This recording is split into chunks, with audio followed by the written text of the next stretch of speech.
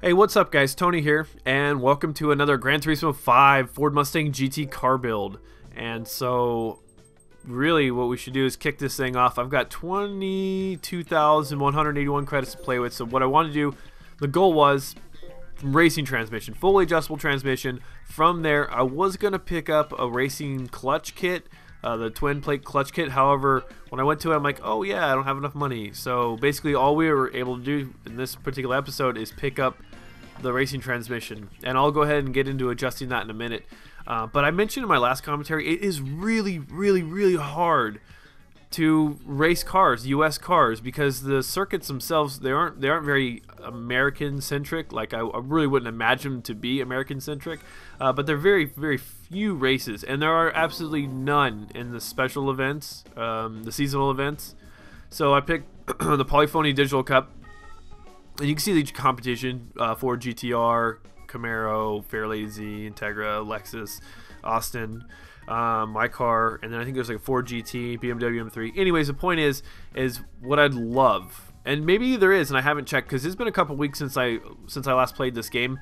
But a seasonal event, if there's a domestic related seasonal event, that would solve all your problems. Because you'd make the money plus some to do a car build. So basically, here we go. The transmission setup I do a very traditional domestic car. Usually with Mustangs, I like 373s, but the starting gear ratio was like 3.2, or so it was like 3 to 2 to 1 basically. So I went up to 355. So I put 355 gears in for the final drive, and then I'm going to adjust the top speed up to like 196 or something like that. So the way I think is I think a lot in terms of drag racing, and a lot of the gearing I know is in within relation to drag racing. So that's generally how I go ahead and make my modifications. So anyways, that's out of the way, and so we got ourselves a 5-lap race ahead of us. What I want to go ahead and say first off the bat is I want to welcome the new subscribers. I got a handful of new subscribers this weekend, and I know it's probably from the Yaush Sports video, the Tony Reynolds video that I put up. And so I want to welcome you guys. Basically, if you guys don't know already, or you haven't quite figured it out yet, when I do a sports-related commentary, such as like Gran Turismo 5 or MLB or Madden, and then soon to be hockey, starting tomorrow it'll be hockey, or actually today when I post this, it'll be Monday. I want to make it sports related. I try to make it sports related to whatever sport I'm playing. So if it's baseball, I try to talk about my baseball or baseball that's going on.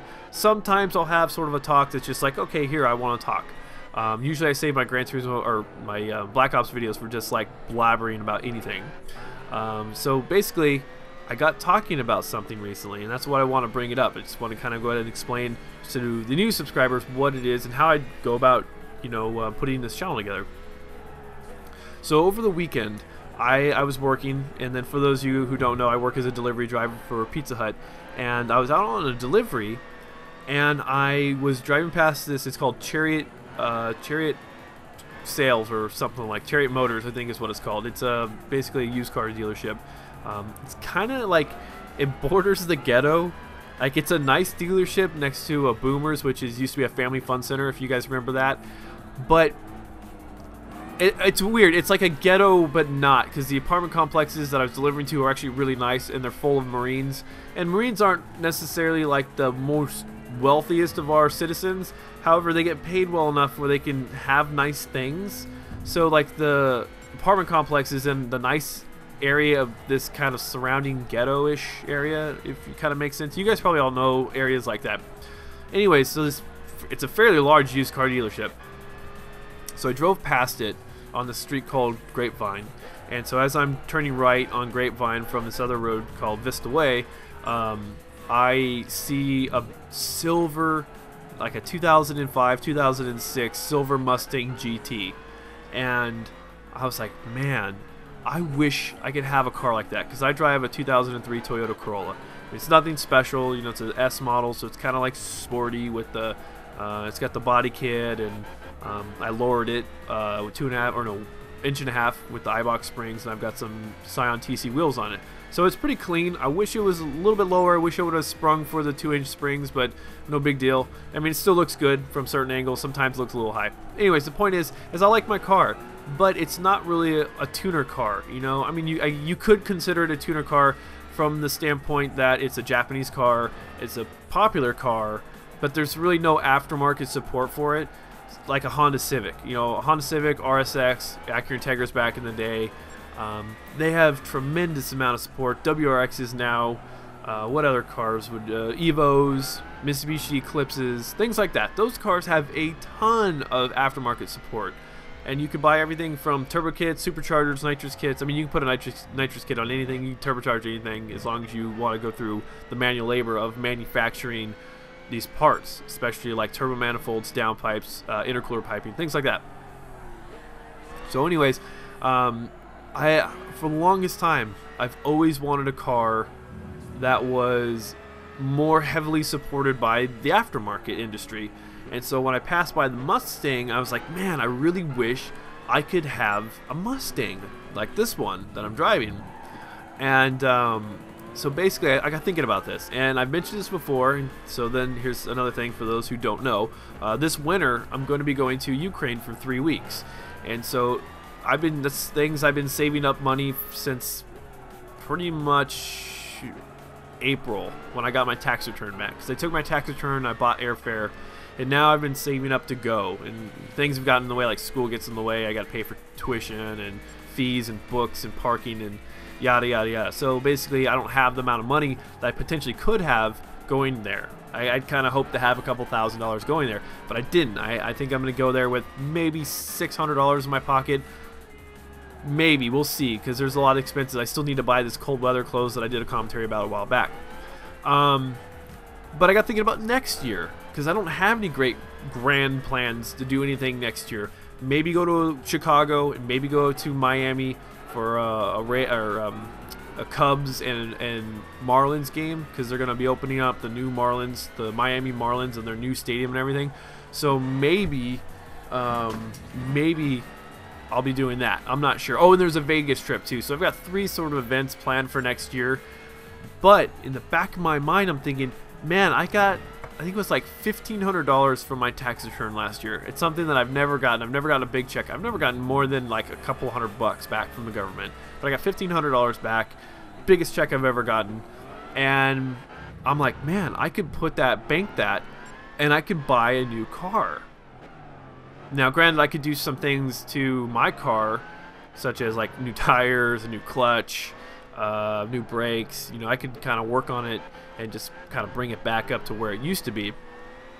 But the point is I was like, man, I really would love a car that I want. Now, my car, I like my car. It's a nice car. It does what it needs to do, which is get me to school and back, you know, get me through the work day. But it's not a performance car. It's not a tuner car, at least in my book, like I said.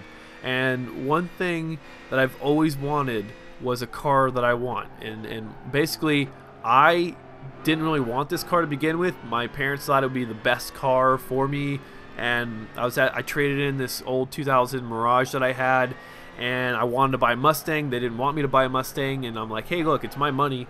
I want to buy what I want, but my parents were the people who were financing me. They said, well, we want you to buy something sensible, so that's how I end up with the Toyota Corolla. Anyways, since I was 18 when I got pretty much my own car, I never bought a car that I wanted. And so now I find myself in a position where I'm almost getting ready to finish school. I've got about 2 semesters left. Should be 1, but it's going to be 2 semesters. And I'd like to buy something that I want, and something that I've always wanted. And I remember the commercial too. It was in 1995. It was this Eclipse. It was red, and it was streaking down the road, and there was like this tidal wave following it. And it was such an awesome car. It was an awesome commercial. And when Gran Turismo, the first game, came out, the Eclipse was in that game, and I was like, oh my god, this is the coolest car ever. And so I find myself now still, 15 years later or something like that, drawn to that car. I still love that car. What is it, 16 years? The car's damn near old car, you know, a vintage car. But I'm still drawn to that car, and I think the pinnacle of that particular body style and that model is the 99 Turbo Eclipse, the GST, or you can buy the GSX, which is a little bit more rare.